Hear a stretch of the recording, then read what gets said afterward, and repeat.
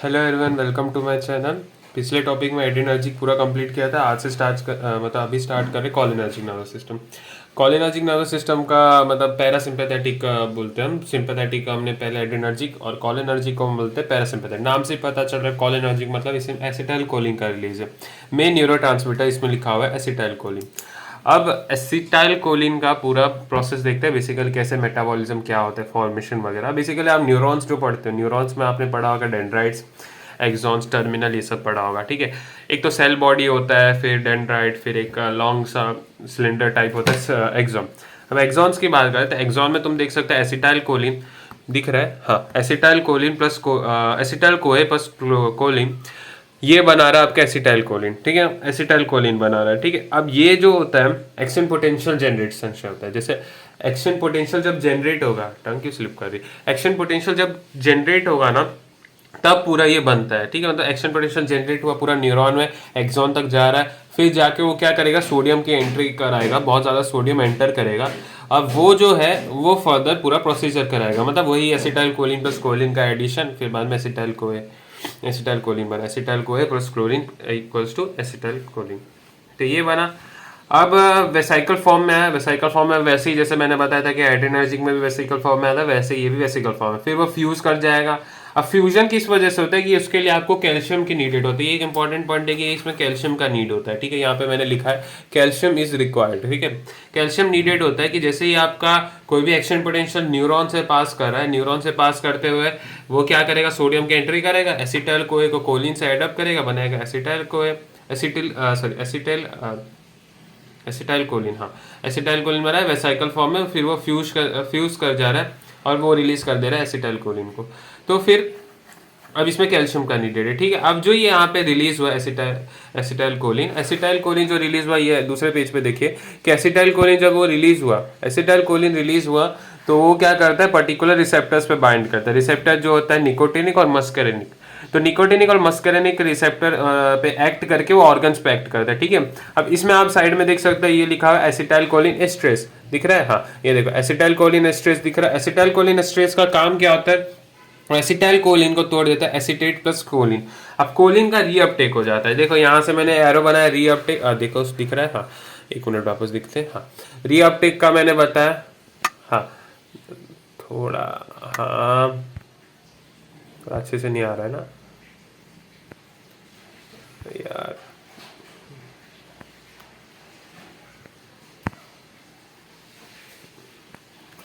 शेटी क्या हो गया। हाँ, तो यही चीजें मैं बता रहा था। जैसे कि ये देखो मैं बोला था कोलिन का अपटेक, ये देखो रीअपटेक हो रहा है कोलिन का, तो कोलिन का रीअपटेक हो रहा है। कोलिन के रीअपटेक से ये देखो कोलिन का रीअपटेक हुआ तो एसिटाइल कोलिन प्लस कोलिन वापस रीअपटेक होने के बाद मतलब क्या होता है कि पूरा प्रोसेस में एसिटाइल कोए और कोलिन ये दोनों मिलकर एसिटाइल कोलिन बना रहा है। एसिटाइल कोलिन बनने के बाद वो वापस टूटता है और कोलिन वापस जाता है, फिर एसिटाइल कोए से, तो एक साइकिल की तरह पूरा चलता रहता है। ठीक है, तो यही चीज लिखा। Drugs related to about steps, बहुत सारे स्टेप्स मैंने बताया था। सबसे पहले कोलिन रीअपटेक इनिबिटर। अब कोलिन रीअपटेक इनिबिटर मतलब क्या होगा, एसिटाइल कोलिन का कम पड़ जाएगा, तो इसके लिए होता है हेमिकोलिनियम और वेसामिकॉल। वेसामिकॉल जो होता है वो होता है नेगेटिव एंट्री इनटू, मतलब वेसिकल्स में एंट्री नहीं करने देगा। ठीक है, वेसामिकॉल तो वो है एसिटाइल कोलिन का ही फॉर्मेशन, ये दोनों रोक रहे। टेट्राडोटॉक्सिन हो गया, सेकेटॉक्सिन, ये जो होते हैं ये सोडियम के एंट्री को रोकते, सोडियम चैनल को ब्लॉक करते हैं। ठीक है, वही चीज लिखा और थोड़ा थोड़ा बेसिक, इतना नहीं याद करना होता। एक बस तुमको याद रखना है, वो है बोटेलियम टॉक्सिन। बोटेलियम टॉक्सिन जो होता है ये कैल्शियम के स्प्रे को कम करता है, मतलब कैल्शियम के रिलीज को कम करता है, बहुत इंपॉर्टेंट है। बोटेलियम टॉक्सिन यूज नहीं होता है पर तुमको पता होना चाहिए बोटेलियम टॉक्सिन क्यों यूज, मतलब क्या है इसका रोल। तो बोटेलियम टॉक्सिन जो होता है वो इसलिए यूज किया जाता है कि कैल्शियम जो होता है उसको कम कर जाए, तो इससे एसिटाइल कोलिन का रिलीज कम होगा।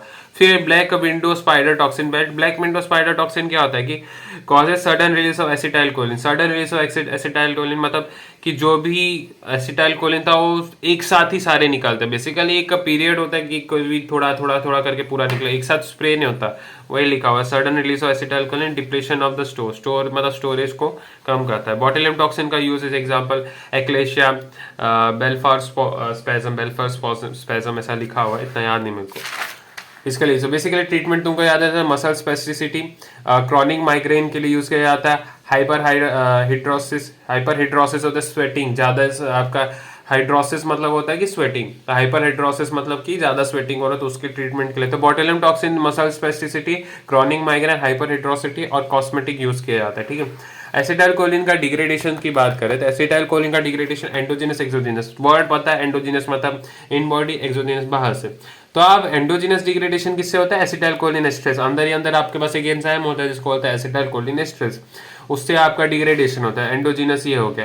एक्सोजिनस की बात करें, एक्सोजिनसली डिग्रेडेड बाय सूडोकोलिन एस्ट्रेस, सूडोकोलिन एस्ट्रेस आप बाहर से दे सकते हो, जैसे एसिटाइल कोलिन के एक्ट में कोई प्रॉब्लम है क्या है तो एक्सोजिनसली आप क्या दे सकते हो, दे सकते हो आप ये सूडोकोलिन एस्ट्रेस, ठीक है।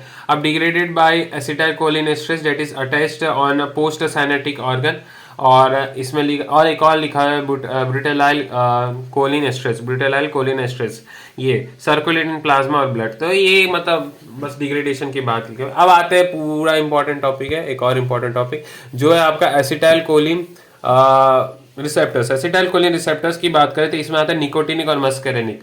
निकोटिनिक में होता है एनएन एनएम, मस्करेनिक मतलब M1 M2 M3 M4। NN पता है nicotinic nervous, nicotinic muscular, skeletal muscle बोलते हैं, तो ये दो चीज होती है, वैसे पढ़ाएंगे न्यूरोनल और एक होता है मस्कुलर, तो ये पढ़ाएंगे। अभी हम रिसेप्टर्स पे आते हैं, तो रिसेप्टर में सबसे पहले निकोटिनिक होता है आइनोट्रॉपिक रिसेप्टर। आइनोट्रॉपिक मतलब कि सोडियम कंडक्शन करा के वो एक्साइटेटरी कॉज करता है, ठीक है। सोडियम का इंटेक कराता है, एसिटाइल कोलिन है तो उससे वो एक्साइटेटरी कॉज कर रहा है, ठीक है। अब मस्करेनिक की बात करें, मस्करेनिक जी प्रोटीन कपल्ड रिसेप्टर होता है, जी प्रोटीन कपल्ड रिसेप्टर वो, और M1 M3 M5 ये एक्साइटेटरी होता है, M2 M4 ये होता है इनहिबिटरी। तो E1 ऑड से याद रख सकते, ऑड क्या होता है 1 3 5 7, तो 1 3 5 जो हो गया आपका एक्साइटेटरी, और 4 2 और 4 जो E1 है वो इनहिबिटरी, तो आप GQ टाइप IP3 और CMP को कम करते हैं, ठीक है।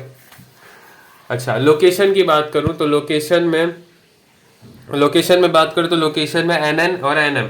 एनएन होता है निकोटिनिक न्यूरोनल और निकोटिनिक मस्करेनिक। तो निकोटिनिक न्यूरोनल में आता है पोस्ट गैंग्लियनिक न्यूरॉन, जिसमें आता है पीएसएनएस पैरासिम्पैथेटिक न्यूरोनल सिस्टम, फिर बाद में सिंपैथेटिक न्यूरोनल सिस्टम और एड्रिनल मेडुला, सारे पे एक्ट करता है बेसिकली। अब जो पैरासिम्पैथेटिक न्यूरोनल सिस्टम में क्या करता है, ये एसीएच को बढ़ाता है, एसीएच मतलब एसिटाइल कोलिन को, और सिंपैथेटिक न्यूरोनल सिस्टम में क्या नॉर एपिनेफ्रिन को बढ़ाता है। एड्रिनल मेडुला में बात करें तो एपिनेफ्रिन का रिलीज बढ़ाता है। तो ये इसका काम है। निकोटिनिक न्यूरोनल में क्या पोस्ट गैंग्लिया पे काम करता है। पोस्ट गैंग्लिया ऐसा नहीं कि सिर्फ ये सिंपैथेटिक की कॉज कर रहा है, पैरासिम्पैथेटिक की कॉज कर रहा है, तीनों पे कॉज कर रहा है, पैरासिम्पैथेटिक, सिंपैथेटिक और मेडुला पे भी।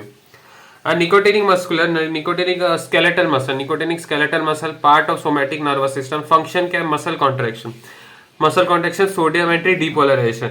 अगर मैं बात करूं एनएम के, एनएम दिख रहा है ना, हाँ, एनएम के अगर मैं बात करूं antagonist that is known as non depolarizing muscle relaxant, बहुत इंपॉर्टेंट पॉइंट है इसके ऊपर। ये जो है ना, ये इंपॉर्टेंट पॉइंट है क्योंकि इसके ऊपर ड्रग्स बहुत यूज किया जाता है। Non depolarizing muscle relaxant, non depolarising मतलब कि आपका मसल रिलैक्स हो रहा है, डिपोलराइज नहीं हो रहा है, तो नॉन डिपोलराइजिंग मसल रिलैक्सेंट। जैसे ही कॉन्ट्रैक्शन होता है मतलब डिपोलराइजेशन हो रहा है, तो ये लिखा non depolarizing muscle relaxant. NM antagonist मतलब इसका अपोजिट काम करने वाला। ये क्या करता है, मसल कॉन्ट्रैक्शन, ये तुम बोल सकते हो कि ये रिलैक्सेशन कराएगा, रिलैक्सेशन। तो रिलैक्सेशन मेनली वही लिखा हुआ non depolarizing muscle relaxant. NM क्या करेगा, कॉन्ट्रैक्ट, इसका एंटागोनिस्ट क्या करेगा, रिलैक्स, ठीक है। आगे बढ़ते हैं। अब इसमें ड्रग्स क्या क्या, क्यूरियम, ये सब प्रीफिक्स है। क्यूरियम प्रीफिक्स नहीं होगा, आई थिंक सो, सफिक्स है, सॉरी मैं सब प्रीफिक्स लिख दिया। क्यूरियम, क्रॉनियम और क्यूरिन, तो ये सब जैसे एग्जांपल लिख सकते हो ट्यूबोक्यूरिन, अच्छा वी क्यूरोनम एक्सेट्रा। तो ये सब जो होते हैं, ये सब ड्रग्स जो होते हैं, ये किस लिए यूज किया जाता है, मसल रिलैक्सेंट के लिए, ठीक है। मसल जैसे कि एनएम जो मैंने पढ़ा है उसके एंटागोनिस्ट है ये सब। मेन मस्कुलिनिक है, निकोटिनिक में इतना नहीं, निकोटिनिक न्यूरल सारे का स्टिमुलेशन करता है। जैसे मैंने बताया एसीएच को बढ़ा रहा है, नॉर एपिनेफ्रिन को बढ़ा रहा है, एपिनेफ्रिन को बढ़ा रहा है, तो ये सब हो गया। अब वही मैं बात करूं इसकी, तो ये हो गया। अब मस्करेनिक इंपॉर्टेंट है। मस्करेनिक में क्या है कि muscarinic all present on CNS central nervous system पे सारे के सारे प्रेजेंट है। M1 इज प्रीडोमिनेंट, M1 ज्यादा है, ठीक है। अब ये जो सीएनएस में मैंने बात किया, तो एक काम करता है हिप्पोकैम्पस पे, एक होता है बेसल गैंग्लिया पे। हिप्पोकैम्पस में क्या करता है, हिप्पोकैम्पस में acetyl choline directly muscarinic receptor पे एक्ट करके मेमोरी बढ़ाता है। मेमोरी बढ़ा के कोलिनर्जिक ड्रग्स में गिवन दिया जाता है, किसमें, अल्जाइमर्स डिजीज में, जो भूलते जाते हैं। अल्जाइमर डिजीज क्या होता है, मेमोरी लॉस की वजह से होता है ना, शॉर्ट टर्म मेमोरी बोलते हैं। तो उसके लिए आप दे सकते हो ये हिप्पोकैम्पस में मस्करेनिक रिसेप्टर, मतलब कोलिनर्जिक ड्रग्स देते हैं। अब वही बेसल गैंग्लिया में क्या करता है कि एसिटाइल कोलिन डोपामिन का रिलीज को क्या करता है, बढ़ाता है। एसिटाइल कोलिन डोपामिन का रिलीज को, तो anticholinergic drugs given in Parkinson disease. Anticholinergic मतलब I think so acetylcholine dopamine anticholinergic drug given in Parkinson disease. तो पार्किंसन डिजीज में एंटी कोलिनर्जिक ड्रग दिया जाता है कि क्या करता है बेसिकली, पार्किंसन डिजीज में डोपामिन का अमाउंट कम हो जाता है, जिस वजह से पार्किंसन डिजीज दिखा जाता है। तो इसके लिए आप एंटी कोलिनर्जिक ड्रग देते हो जो पार्किंसन डिजीज में डोपामिन का लेवल बढ़ा दे। सिंपल, बेसिकली वैसा वर्सा चलता है। मैं एक चीज बताना चाहूंगा कि एसिटाइल कोलिन और ये जो चलते हैं ना, ये इक्विलिब्रियम स्टेट में चलता है। अभी समझो ये ज्यादा है तो ये मतलब दोनों बैलेंस में चलता है। पर बेसिकली क्या है, एसिटाइल कोलिन का अमाउंट बढ़ाया जाता है जब ये कम होता है। तो इसके लिए एंटी कोलिनर्जिक ड्रग्स दिया जाता है कि डोपामिन को वो बढ़ाए। ठीक है, समझ ही गया बेसल गैंग्लिया। वैसे और भी टॉपिक अलग से, पार्किंसन के ऊपर भी ड्रग्स बहुत सारे यूज में आते हैं, तो वो भी पढ़ाऊंगा। फिर आता है पेरीफेरी। पेरीफेरी में आप देख सकते हो कि M1 GQ टाइप, देखो यहाँ पे मैंने लिखा हुआ है M1 GQ टाइप, स्टमक में बोल सकते हैं, हार्ट में। तो स्टमक में क्या करता है, M1 M2। M1 क्या करता है, HCl का सिक्रीशन बढ़ाता है। M2 क्या करता है, मैंने बताया था 135 क्या इनिबिटरी, सॉरी एक्साइटेटरी, तो एक्साइट करेगा। और 2 वाला क्या इनिबिट, था हार्ट रेट को कम कर रहा है। तो M1 वाला स्टमक में, M2 वाला हार्ट में। बस तुमको ये याद रखना क्या कहाँ पे है। तो M1 स्टमक में, तो स्टमक में सिक्रीशन बढ़ा रहा है। M2 हार्ट पे, तो हार्ट रेट कम कर रहा है। M3 क्या, 3 क्या, rest of the body, that is 3 stimulatory, odd number. तो स्टिमुलेटरी मतलब ग्लैंड्स पे एक्ट करे तो सिक्रीशन बढ़ाएगा, स्वेटिंग हो गया, लैक्राइमेशन हो गया, सलाइवेशन हो गया, पैंक्रेटिक एंजाइम हो गया, ये हो गया। फिर एंडोथेलियम की बात करें, endothelium of blood vessels. Endothelium of blood vessels में क्या करता है, वैसोडाइलेशन। अब ये थोड़ा कॉन्सेप्ट अच्छा खासा है, जैसे मैं बताता हूँ। जैसे क्या करता है, ये इंक्रीज करता है एनो गैस का रिलीज। एनो गैस का रिलीज क्या करता है, एक्ट ऑन स्मूथ मसल। अब तुम बोलोगे एक्साइटेटरी है तो कॉन्ट्रैक्ट कराना चाहिए, बात सही है, पर क्या करता है, एनो का रिलीज बढ़ाता है। एनो मतलब नाइट्रिक ऑक्साइड, इसका रिलीज बढ़ने से क्या होता है, वासोडाइलेशन, मतलब वो एंडोथेलियम बढ़ जाता है, जिसमें से ब्लड फ्लो बढ़ जाता है, ब्लड वेसल्स रिलैक्सेशन एंड वासोडाइलेशन।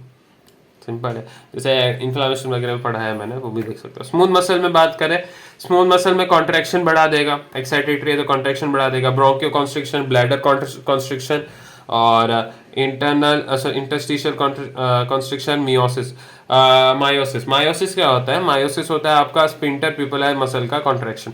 अब ग्लोकोमा में केस में जब पढ़ते हैं ना, उसमें भी ये सब ड्रग्स के यूज आते हैं। कॉलिनर्जिक दोनों, सॉरी एड्रेनर्जिक और कॉलिनर्जिक दोनों का यूज आता है।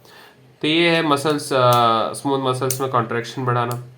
अब जैसे इफेक्ट ऑफ एसिटाइल कोलिन, इसको डंबल से याद रख सकते हो, diarrhoea, urination, miosis, bradycardia, bronchoconstriction, emesis होता है स्मूथ मसल पेरिस्टालसिस, जिससे वॉमिटिंग हो सकता है, लैक्राइमेशन और स्वेटिंग। तो ये इफेक्ट्स है। तुम जब ये सब ड्रग्स दोगे ना, एसिटाइल कोलिन के आगे मैं पढ़ाऊंगा कोलिनर्जिक ड्रग्स, तो इसमें ये सब इफेक्ट्स दिखेंगे, diarrhoea, urination, miosis, bradycardia, bronchoconstriction, ये सब के यूज पे भी तुम दे सकते हो। ठीक है, डायरिया कराना है, यूरिनेशन कराना है, मायोसिस कराना है, ब्रेडिकार्डिया कराना है, ब्रोंकियो कॉन्स्ट्रिक्शन कराना है, एमएसएस कराना है, लैक्राइमेशन कराना है, स्वेटिंग कराना है, ये सब के लिए ड्रग के लिए यूज कर सकते हैं। तो ये कंप्लीट होता है, बेसिक था बेसिकली। रिसेप्टर बताया, कॉलिनर्जिक रिसेप्टर्स बताया, नर्वस सिस्टम वगैरह। ठीक है, तो फिर कॉलिनर्जिक ड्रग्स, अब ये टॉपिक अगले वीडियो में देखेंगे क्योंकि थोड़ा टाइम लग जाएगा, 13 मिनट हो गया। तो कॉलिनर्जिक ड्रग्स जो है वो क्या क्या है इसमें, ये बहुत सारा बड़ा टॉपिक है, वैसे बड़ा नहीं है, इसमें माथुरिस ग्रेविस अलग से पढ़ा देंगे। ठीक है, तो मिलते हैं अगले वीडियो में, थैंक यू।